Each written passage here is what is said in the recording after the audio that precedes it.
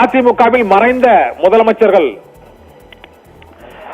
அதிமுகவை உருவாக்கிய எம்ஜிஆரின் நம்பிக்கைக்குரிய தலைவராக திகழ்ந்த செங்கோட்டையன் அப்போதே 1975ஆம் ஆண்டு அவர் கோவையில் நடைபெற்ற அதிமுகவின் முதல் பொதுக்குழு கூட்டத்தை சிறப்பாக நடத்தியதற்காக அப்போதைய மறைந்த முதலமைச்சர் அதிமுகவை உருவாக்கிய எம்ஜிஆரால் பாராட்டப்பட்டு அவருக்கு அந்த மேடையிலேயே பிளாங்க் செக்கை எம்ஜிஆர் செங்கோட்டையனிடம் வழங்கியதாகவும் அதே பிளாங்க் செக்கை அவர் மீண்டும் எம்ஜிஆரிடமே வழங்கிவிட்டு கட்சிப்படியே எனது உயிர் பணி என்றும் தாம் எப்போதும் கட்சிக்காக ஆற்றும் பணிக்காக ஊதியம் பெறமாட்டேன் என்றும் கூறிய ஒரு நேர்மையாளராக அப்போதே திகழ்ந்தார் என்றும் அதற்கு பிறகு மறைந்த முதலமைச்சர் ஜெயலலிதாவின் நம்பிக்கைக்குரிய தலைவராகவும் அவர் இருந்தார் என்றும் அதன் 2014ஆம் தேதி மறைந்த முதலமைச்சர் ஜெயலலிதா கைது செய்யப்பட்ட போது ஓபிஎஸ்க்கு முன்னதாக செங்கோட்டையன் தான் முதலமைச்சர் வேட்பாளராக நினைக்கப்பட்டார், அறிவிக்கப்படுவார் என எதிர்பார்க்கப்பட்டார். ஆனால் திடீர் திருப்பமாக பன்னீர்செல்வம் அப்போது முதலமைச்சராக அறிவிக்கப்பட்டார்.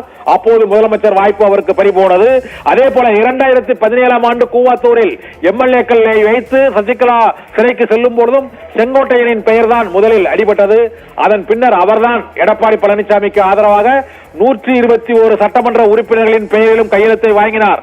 122வது பெயராக எனது பெயரை இந்த பட்டியலில் இடம்பெற வேண்டாம், அதிமுகவுக்கு எப்போதும் நம்பகத்துக்குரியதாக நான் இருப்பேன், எனது நம்பகத்தன்மையை கேள்விக்குறியாக்க வேண்டாம் என்று அந்த பட்டியலில் இடம்பெறுவதையே அதை நான் தவறாக என்னை புண்படுத்தும் என்று கூறிய செங்கோட்டையன் இன்று அதிமுகவின் அடிப்படை உறுப்பினர், சட்டமன்ற உறுப்பினர் என அனைத்து பொறுப்புகளிலும் இருந்து விடுதலை பெற்று மற்றொரு விடுவிக்கப்பட்டு அவரே நேற்று அளித்த பேட்டியில் போல நான் மிகுந்த மனவேதனையில் இருக்கிறேன் என்றும் 52 ஆண்டு காலம் பயணித்த ஒரே கட்சி, ஒரே சட்டமன்ற தொகுதி, ஒரே மாவட்ட செயலாளர் முதல் அவர் அமைச்சர்கள், பல்வேறு துறை அமைச்சர்கள், போக்குவரத்து துறை அமைச்சர்கள் இருந்து பல்வேறு துறை அமைச்சராகவும் பொறுப்பு வகித்த செங்கோட்டையன் இன்று அதிமுகவின் சட்டமன்ற உறுப்பினர் பதவியை அவர் ராஜினாமா செய்திருக்கிறார்.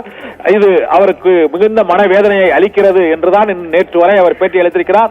இப்போது வரை அவருடைய அடுத்த கட்ட நகர்வு என்ன என்பது குறித்து அதிகாரப்பூர்வமாக அறிவிக்கவில்லை. இருந்த போதிலும் செங்கோட்டையன் இன்னும் சில நிமிடங்களில் தலைமைச் செயலகத்தின் அந்த சபாநாயகர் அறைக்கு வெளியே வாயிலில் அங்கு கூடியிருக்கும் பத்திரிகையாளர்களிடம் அதிகாரப்பூர்வமாக அறிவிப்பார் என எதிர்பார்க்கப்படுகிறது.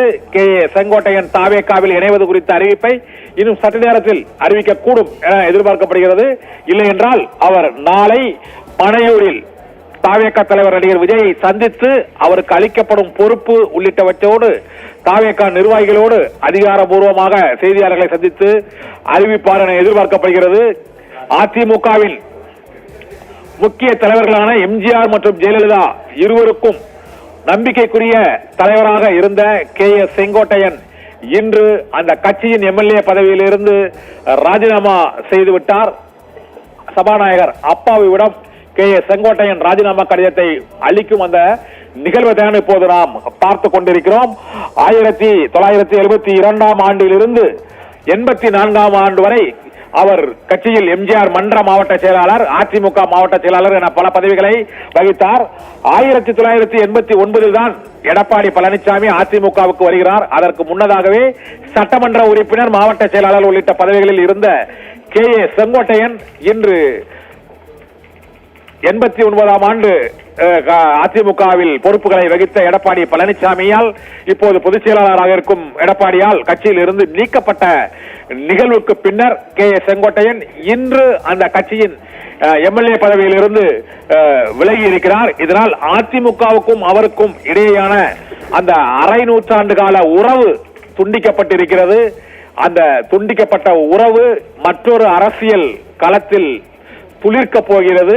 அது எந்த அரசியல் களம், பனையூர் களமா அல்லது அறிவாலய களமா என்பது இன்னும் மாலைக்குள் அது தெரிய வரும் என எதிர்பார்க்கப்படுகிறது.